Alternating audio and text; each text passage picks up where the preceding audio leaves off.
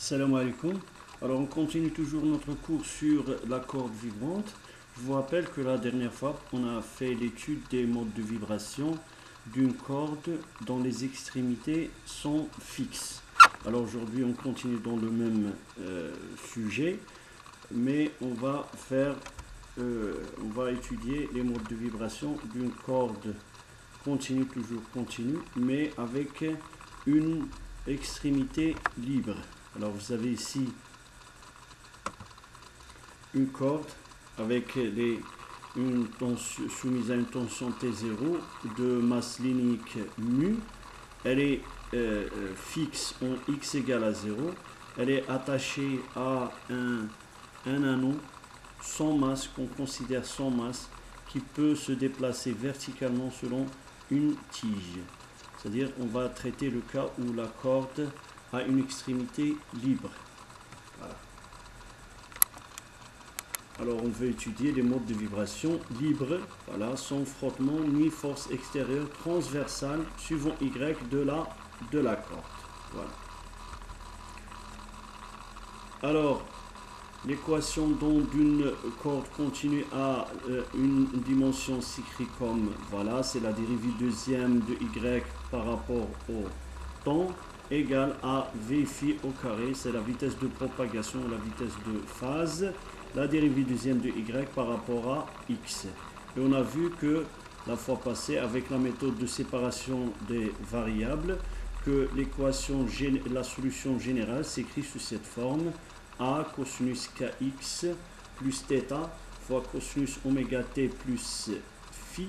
Bien sûr, on a la relation qui relie oméga à k, c'est ce qu'on appelle la relation de dispersion pour une corde continue, avec oméga la pulsation, k c'est le nombre d'ondes et la v phi c'est la vitesse de propagation.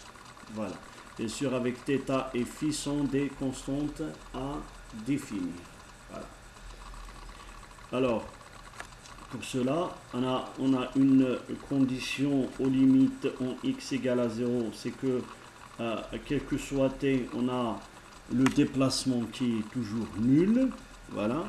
Maintenant, pour l'extrémité libre, voilà, en L égale à, en x égale à L, et non pas L égale à 0, en x égale à L, on applique la deuxième loi de la dynamique sur l'anneau de masse m et de déplacement YL de t. Voilà. Alors vous avez ici l'anneau qui se déplace verticalement. Alors il est soumis à trois forces a priori. Son poids, voilà.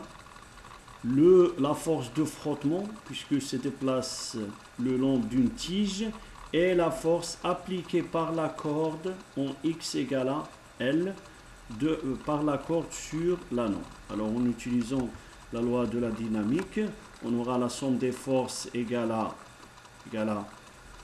my du point, c'est l'accélération de la corde qui est en même temps l'accélération de l'anneau, parce que c'est x égale à L, égale à la somme des forces. Et bien les forces qui s'appliquent, comme je viens de le dire, sur l'anneau, ce sont la force appliquée par la corde FC, le poids de l'anneau et la force de frottement.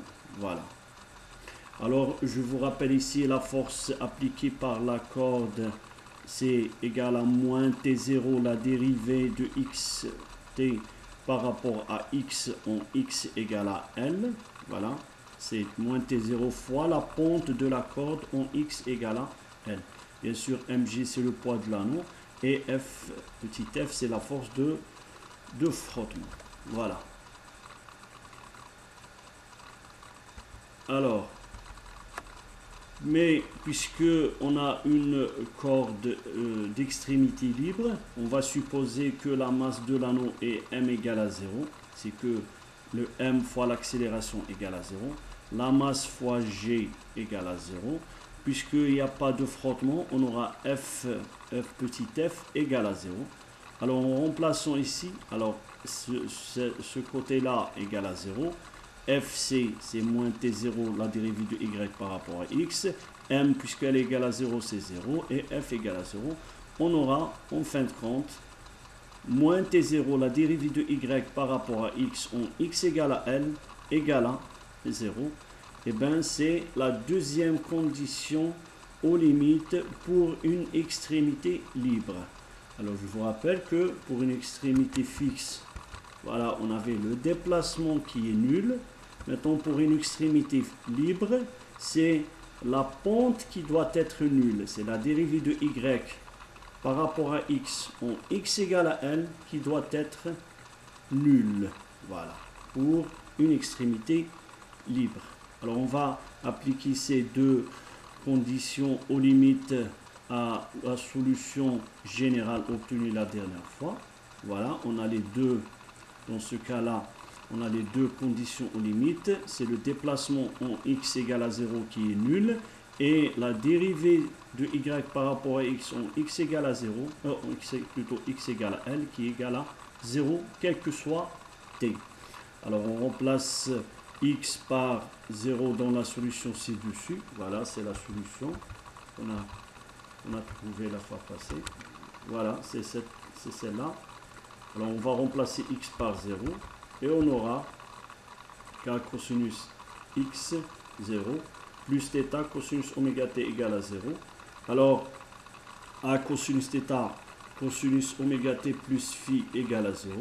Alors, on peut trouver un temps quelconque pour que cosinus oméga t plus phi soit différent de 0.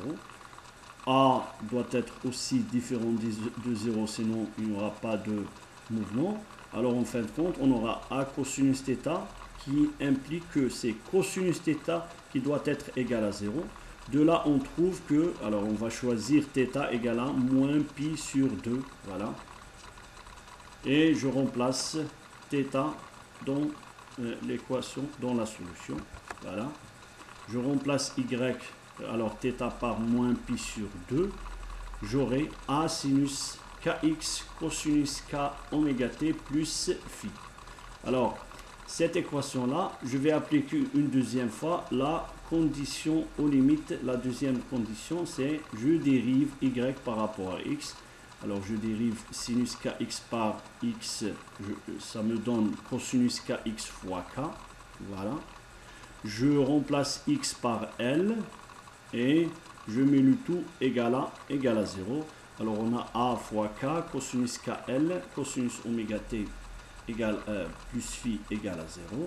Alors cosinus oméga t plus phi différent de 0, puisque c'est valable pour n'importe quelle valeur de t. Voilà. Le a différent de 0, le k différent de 0. Il reste que c'est cosinus kl qui doit être égal à 0. Voilà.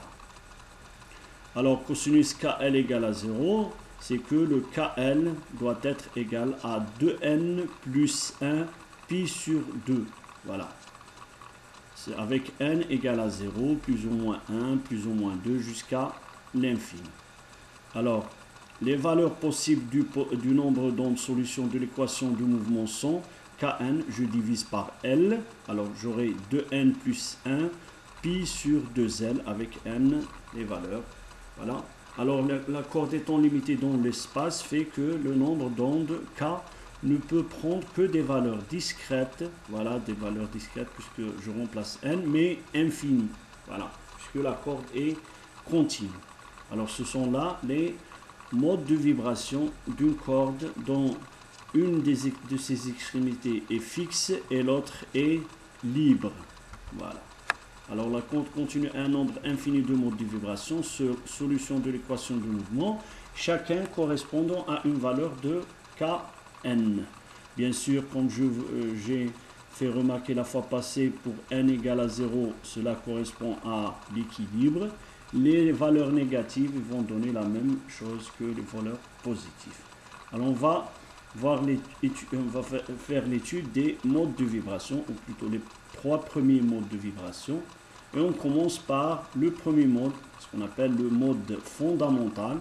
Alors pour n égale à 1, on a K1 égale à pi sur 2L. Voilà. Et plutôt, je remplace n par 0. Voilà, je dois remplacer n parce qu'on commence par n égale à 0. Alors, cette cette remarque n'est pas valable ici. Voilà, 1 égale à 0, puisque on doit commencer par 1 égale à 0. Alors j'aurai 1 égale à 0, K1 égale à pi sur 2L, voilà. La longueur d'onde, c'est égal à 4L, puisque lambda 1 égale à 2 pi sur K1. Alors le déplacement transversal de la corde dans ce mode fondamental, je remplace K1 par pi sur 2L, et j'aurai A1 sinus pi sur 2L x cosinus oméga t plus phi 1, puisque on est dans le mode 1.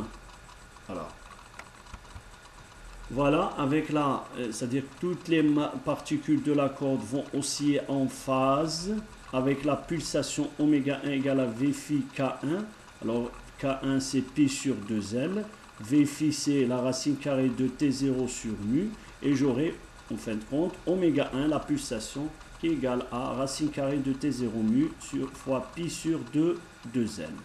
Alors vous voyez que on a les amplitudes, les particules ont des amplitudes qui dépendent de leur position. Voilà, A1 sinus pi sur 2L x, avec un maximum de A1 en x égale à L. Voilà la configuration du premier mode de vibration. Vous avez le A1 qui atteint pour la particule en x égale à L. Voilà. Toutes les particules aussi en phase. C'est pour ça que j'ai mis les flèches dans la même direction. Alors il y a ce qu'on appelle un demi-fuseau. Voilà. Avec la pulsation oméga 1. On a ici en x égale à L, l'extrémité est libre. Voilà. C'est que on a une pente nulle tout le temps. En t égale à 0, on a une pente nulle puisqu'il n'y a pas de force qui s'applique sur cette extrémité là. Voilà, c'est la configuration. C'est comme j'ai figé le temps et j'ai cette configuration. Bien sûr, la corde va aussi de haut en bas. Voilà, c'est le mode fondamental de la corde dans cette situation physique. Voilà. Alors on passe maintenant à... Alors il faut rappeler ici que le n c'est le numéro du mode et non pas le n, c'est-à-dire voilà, je vais remplacer ici n égale à 0. n égale à 0, ça correspond au premier mode.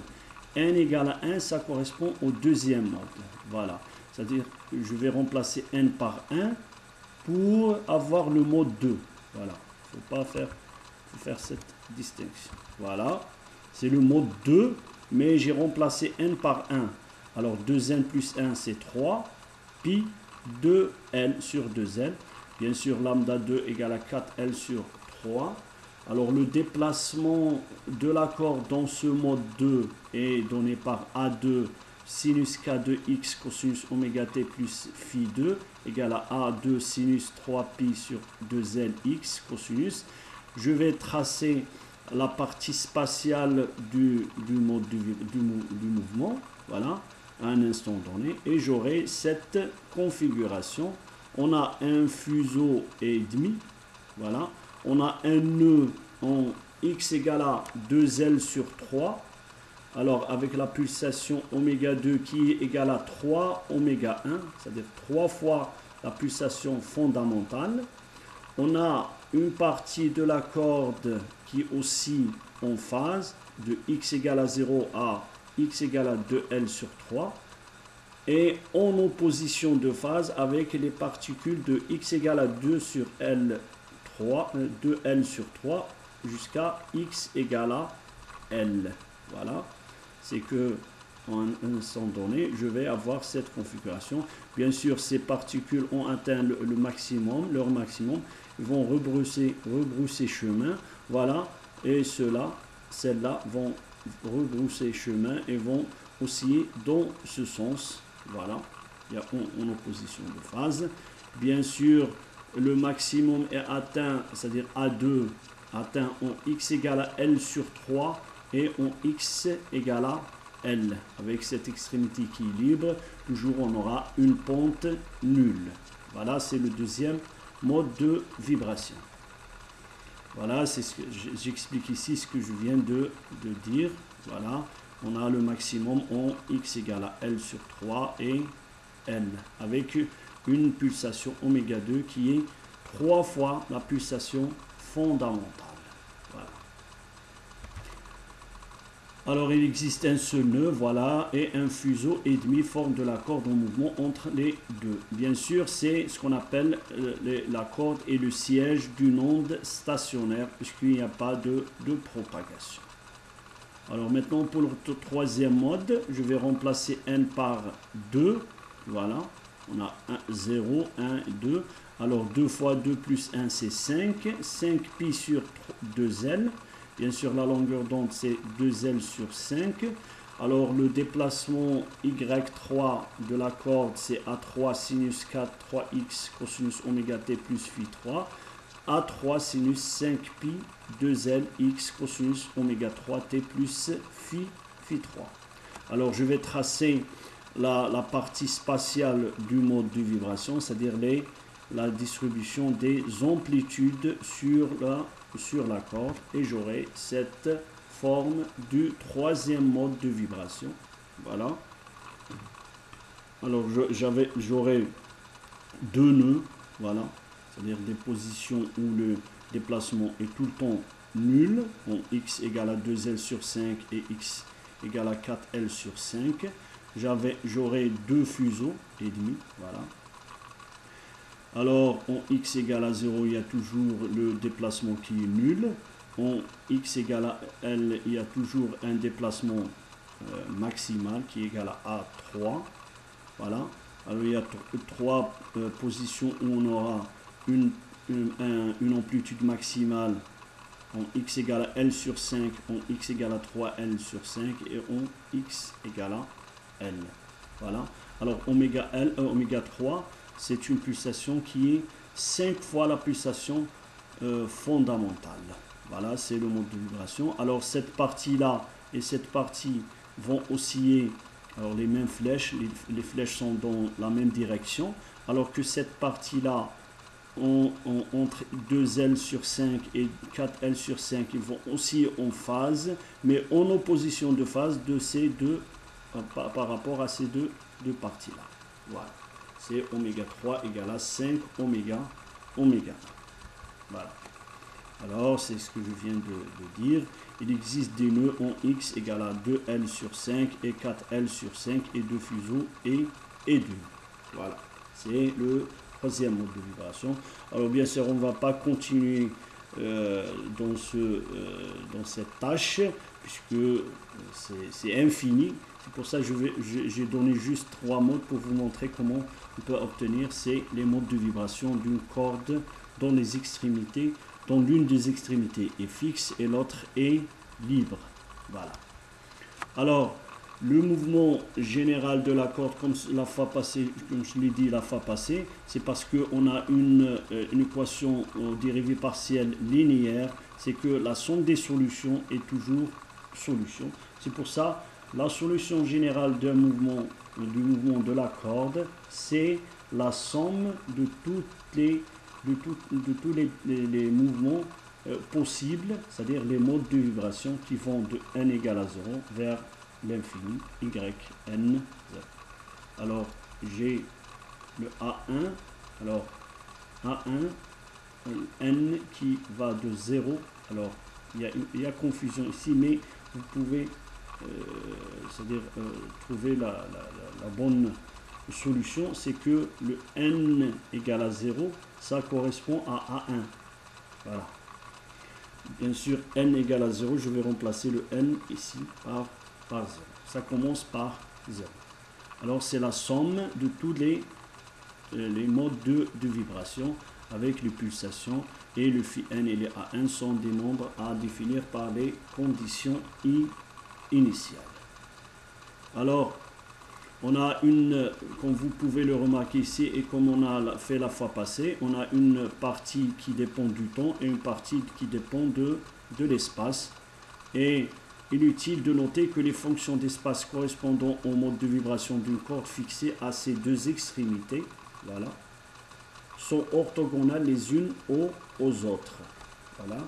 Alors, c'est quoi orthogonal? C'est que l'intégrale de ces fonctions, voilà, sinus n, c'est-à-dire que pour m différent de n, on a l'intégrale entre 0 L du produit de deux fonctions avec un indice n et un indice m est égal à 0. On a fait là le travail la fois passée, vous pouvez le faire et vérifier ce résultat-là. Voilà. Alors, c'est comme si on a décomposé le mouvement général de la corde aux extrémités libres fixes sur une base de fonctions d'espace orthogonal entre L, voilà, et en écrivant y de x de L, c'est-à-dire le mouvement général d'une corde, comme la somme qui va de 1 égale à 0 vers l'infini, de ANT Gn de x, une fonction du temps, est multipliée par une fonction de l'espace, voilà, avec AN de t qui dépend du temps et qui s'écrivent sous cette forme AN cosinus oméga nt plus phi n. Voilà, c'est un résultat très important. Voilà. Alors, maintenant, on va passer au cas où la corde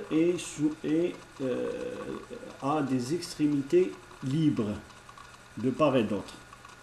Alors, elle est libre en x égale à 0 et libre en x égale à L. Bien sûr, on va schématiser cela avec une corde de tension T0 et de masse linéique mu qui est attachée de part et d'autre à deux anneaux sans masse, et on va étudier le mouvement transversal de cette corde dans le cas libre. Voilà, c'est-à-dire il n'y a pas de force de frottement ni force extérieure. Voilà. Alors, bien sûr, on va utiliser le résultat qu'on a trouvé déjà, c'est que pour une extrémité libre, c'est la dérivée, c'est la pente de la corde qui doit être nulle. Alors, puisqu'on a deux extrémités libres, on applique les conditions aux limites. La dérivée de y par rapport à x en x égale à 0 qui doit être nulle, et la dérivée de y par rapport à x en x égale à L qui doit être 0, quel que soit t. Voilà. Alors on va utiliser toujours la solution générale, y de x de t égale à a cosinus kx plus θ par cosinus oméga t plus phi. Voilà. Et on applique ces conditions initiales, plutôt les conditions aux limites. Alors la dérivée par rapport à x, ça donne moins a k sinus kx plus θ cosinus oméga t plus phi. Voilà. Si on remplace x par 0, on aura cette expression qui est nulle. Voilà. Alors bien sûr, je peux trouver un temps t qui n'annule pas le cosinus. Bien sûr, le a et le k sont des constantes non nulles. Il ne reste que sinus θ qui doit être égal à 0. Alors je vais choisir θ égal à 0. Voilà. Et je le remplace dans l'expression de y de x de t. J'aurai a cosinus kx cosinus oméga t plus phi. Voilà.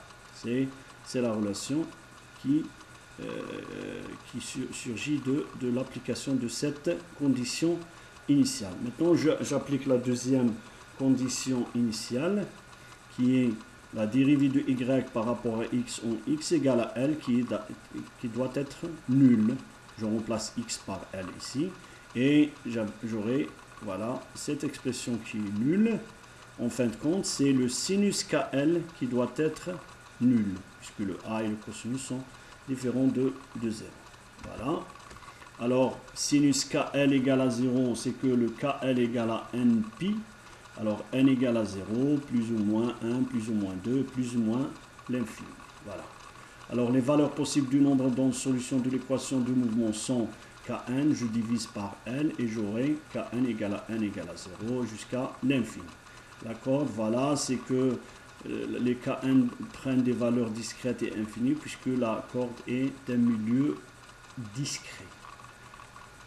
Voilà, la corde a un nombre infini de modes de vibration. Le n égale à 0, voilà, ici, le n égale à 0, ça donne une valeur de l'équilibre de la corde. On ne va pas compter le n. Maintenant, les moins, c'est-à-dire les valeurs négatives vont donner la même chose que les valeurs positives. On va traiter juste les valeurs positives. Alors, pour le mode fondamental de la corde aux extrémités libres, c'est-à-dire deux extrémités libres.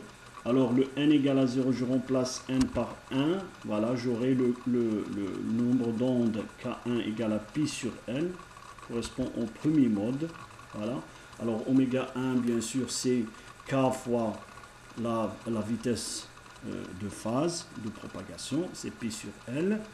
Le déplacement transversal de la corde dans ce mode fondamental. Alors, juste pour vous rappeler que ça donne la même chose que le cas où la corde était d'extrémité fixe, sauf que la différence c'est que on a, au lieu de sinus, on a cosinus kx. Voilà, c'est la différence. Elle est de taille, mais c'est bien celle qui correspond à cette situation physique. Alors, le A1 cosinus K1x, je remplace K1 par pi sur L et j'aurai cette expression du mouvement de la corde dans le mode 1. Bien sûr, je vais tracer la partie spatiale des amplitudes dans ce mode-là. Alors, j'aurai cette forme-là. Alors, il y a deux extrémités libres. Voilà. Il y a la pente, elle est tout le temps nulle en x égale à 0 et en x égale à L. Voilà. Bien sûr, on a les deux extrémités qui peuvent atteindre à elles seules le A1. Voilà. Mais on a une partie de x égale à 0 à x égale à L sur 2 qui est aussi en phase, d'où la direction des flèches. La partie de x égale à L sur 2 vers x égale à L aussi en phase. Mais ces deux parties aussi en opposition de phase. Voilà, c'est la configuration, d'où la direction des flèches. On a un nœud en x égale à L sur 2, c'est le mode fondamental. Et la pulsation, oméga 1, c'est la pulsation fondamentale. Voilà. Maintenant, pour le deuxième mode, je remplace n par 2, j'aurai K2 égale à 2 pi sur L, oméga 2 égale à 2 pi sur L, racine carrée de T0 mu, et j'aurai la pulsation, la deuxième pulsation de oméga 1. C'est que dans ce mode, les particules vont osciller plus rapidement que si elle était dans le mode fondamental. Alors le déplacement transversal, je remplace K2 par 2pi sur L, j'aurai cette expression de Y. Alors ici, il faut mettre Y2 et non pas Y1. Et je trace l'allure de A2 cosinus 2pi L fois X. J'aurai cette forme-là. Voilà. Avec deux nœuds ici. X égale à L sur 4 et 3L sur 4. Voilà. Avec oméga 2 égale à le double de la pulsation fondamentale. On a les deux extrémités libres où les pentes sont toujours nulles avec des positions en x égale à L et x égale à L sur 2, x égale à 0, x égale à L sur 2 et x égale à L et une amplitude maximale. Voilà, c'est la forme de là. Alors là, cette partie-là et cette partie-là aussi en phase. Cette partie-là aussi, bien sûr, les particules dans cette partie aussi en phase, mais en opposition de phase à celles qui existent dans ces régions-là. Voilà, d'où là les directions des flèches. Voilà. Le troisième mode, je remplace bien sûr n égale à 3, K3 égale à 3 pi sur L, j'aurai oméga 3 qui est égal au 3 fois oméga 1. Le déplacement transversal, j'aurai Y3 qui est égal à cette expression-là, en remplaçant K3 par 3pi sur L. Je trace l'allure de la fonction spatiale, j'aurai cette expression-là. Vous pouvez reconnaître les nœuds en x égale à L sur 6, L sur 2 et 5L sur 6. On a deux fuseaux, voilà. On a les extrémités libres, on a les particules qui sont aussi en phase et en opposition de phase, avec une pulsation oméga 3 qui est égale à 3 oméga 1. Voilà. C'est les trois modes de vibration et vous pouvez continuer ainsi de suite. Voilà, pour avoir les modes de vibration de cette corde. Voilà. Alors bien sûr, c'est le mouvement général, c'est la somme. Voilà. Pour ça, on a écrit y de x de t égale à la somme de yn de tous les modes de vibration. Voilà, et je remplace yn par ça, son expression. Bien sûr, oméga n, on a égale à n oméga 1 et à n phi n sont des constantes à définir par les conditions initiales. Voilà. De même, on va prendre les cosinus, les fonctions spatiales, cosinus np sur lx comme les fonctions hnx, et vous pouvez vérifier vous-même que ce sont des fonctions orthogonales, c'est-à-dire que pour m différent de n, l'intégrale entre 0 et n de ces fonctions, bien sûr je remplace n ici et m, égale à 0. C'est-à-dire que c'est comme si on a décomposé le mouvement général de la corde aux extrémités libres sur une base de fonctions d'espace orthogonales, et on peut écrire y de xn comme la somme du produit de deux fonctions, l'une dépendante du temps, avec la formule écrite ici, à n cosinus oméga nt plus phi n, et hnx dans la formule, et voilà, est donné là. Voilà, c'est le cas, on vient de traiter jusqu'ici 3 cas d'extrémité. On a traité le cas fixe libre et libre. Voilà. Pour vous donner une idée sur les modes de vibration d'une corde continue. Voilà.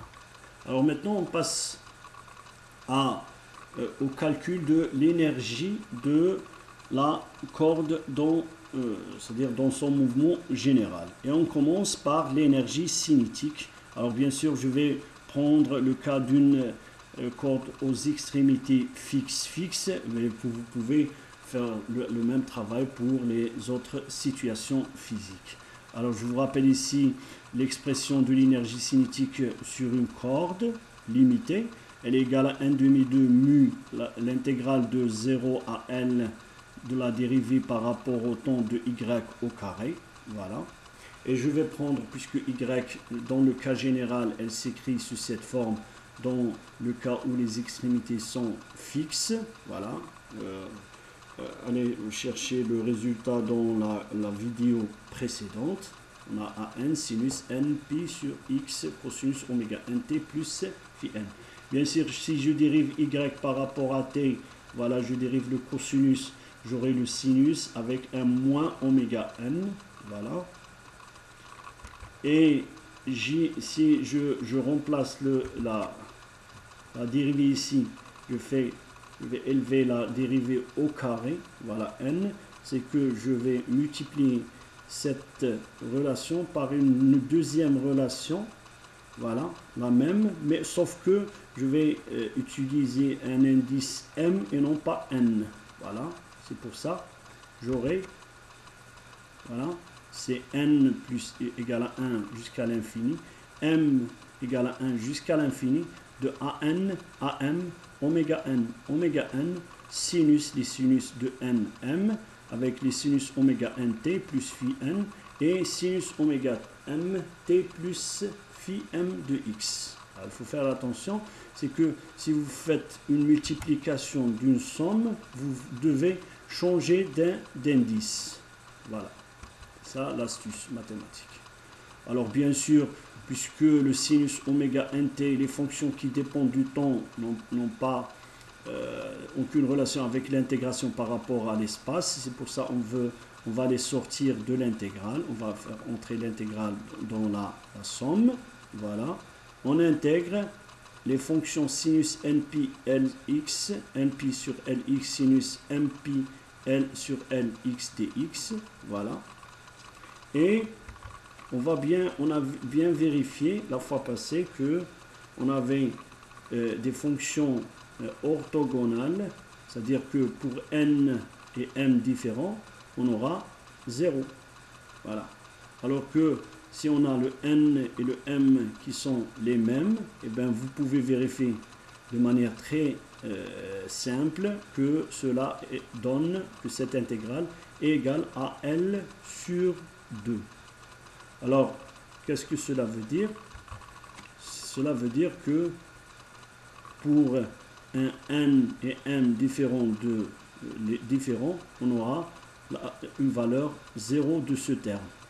Pour n égale à m, on aura une valeur de L, voilà, L sur 2 de cette intégrale, ce qui nous amène à écrire que le EC, c'est-à-dire l'énergie cinétique, alors je vais sortir le L sur 2 ici, voilà, mu, et bien on a AN AM, elle est non nulle que si le n égale à m, on aura AN au carré, oméga au carré, voilà, sinus oméga nt plus phi n au carré, voilà. Il y aurait cette expression là.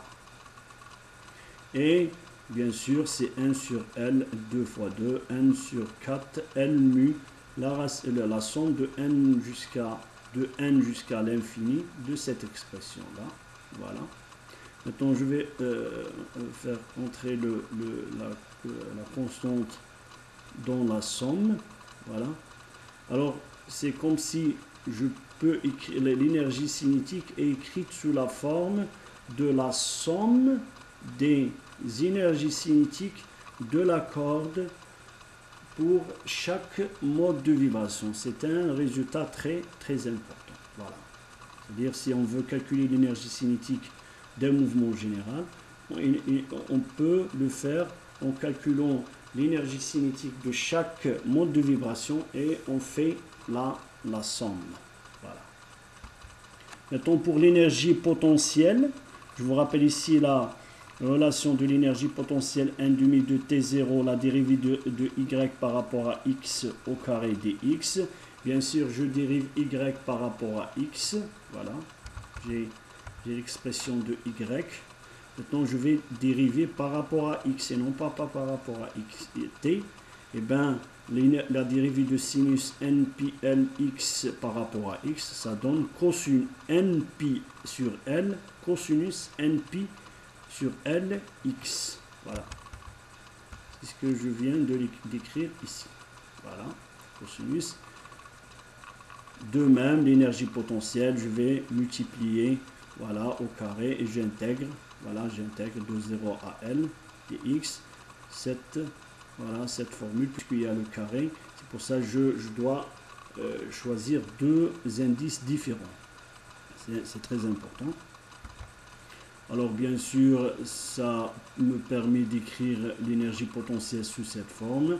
J'aurai cette partie de l'intégrale et vous pouvez vérifier une deuxième fois que voilà, ce sont des fonctions orthogonales, c'est-à-dire pour n égale à différent de m, on aura une valeur de 0. Si n égale à m, on aura L sur 2. Vous pouvez vérifier ça. Voilà, si je remplace dans l'expression, voilà, dans cette expression, j'aurai les termes mixtes qui sont nuls, voilà, c'est-à-dire n différent de m, et en fin de compte, j'aurai EP égale à 1 sur 4 LT0, la somme de n égale à 1 jusqu'à l'infini de AN au carré, NP sur L au carré, cosinus oméga, cosinus au carré oméga t plus phi n. Mais alors, je vous rappelle ici l'énergie potentielle, l'énergie cinétique, voilà, l'énergie cinétique, voilà, il y a un L, mais il y a le mu. Alors, comment faire la relation entre ces deux expressions? Eh bien, on va utiliser la relation de dispersion, oméga n égale à V phi kn. Bien sûr, si on lève les deux termes au carré, on aura V phi au carré, c'est T0 mu, kn, puisque c'est l'extrémité fixe, je vous rappelle que c'est NP sur L au carré. Et bien, de là, on tire que mu oméga n au carré, voilà, mu oméga n au carré égale à T0 NP sur L au carré. Et bien, ici, dans l'expression de EP, on a T0 NP sur L au carré. Je peux le remplacer par mu oméga n au carré. Voilà, c'est ce que je viens de faire ici. Voilà, T0 fois cette expression-là. Je l'ai remplacé par mu oméga n au carré. Bien sûr, ici je vous montre que l'énergie potentielle d'un mouvement général de la corde peut s'écrire comme la somme des énergies potentielles de la corde dans chacun de ces modes de vibration.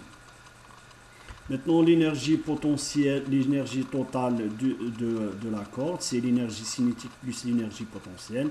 Et je fais la somme. Bien sûr, vous voyez ici qu'il y a une constante 1 sur 4 L mu qui sort de la somme.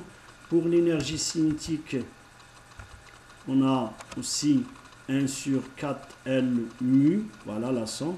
Il y a, rappelez-vous ici, on a la sinus au carré avec AN oméga n. Dans l'énergie potentielle, on a la même constante avec AN, mais ici, on a le cosinus. C'est pour ça, vous pouvez voir ici, voilà, c'est l'énergie cinétique plus l'énergie potentielle. Mais vous pouvez voir qu'on a les mêmes constantes, les mêmes facteur AN oméga n, ici AN oméga n, et sinus au carré plus cosinus au carré, c'est 1. Voilà, c'est un résultat connu. Voilà.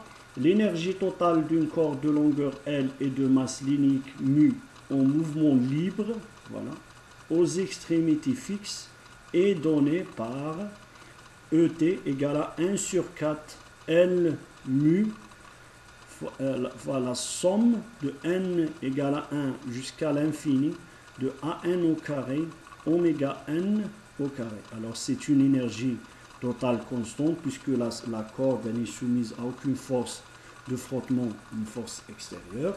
Voilà. Et où AN c'est les amplitudes de la corde dans un mode de vibration. Oméga n c'est la pulsation propre du mode. Et L, bien sûr, c'est la longueur de la corde. Mu, c'est la masse linéique. Bien sûr, L fois mu donne la masse totale de la corde. Voilà. C'est ça. On vient d'écrire l'expression de l'énergie totale d'une corde libre dont les extrémités sont fixes. Voilà. Merci.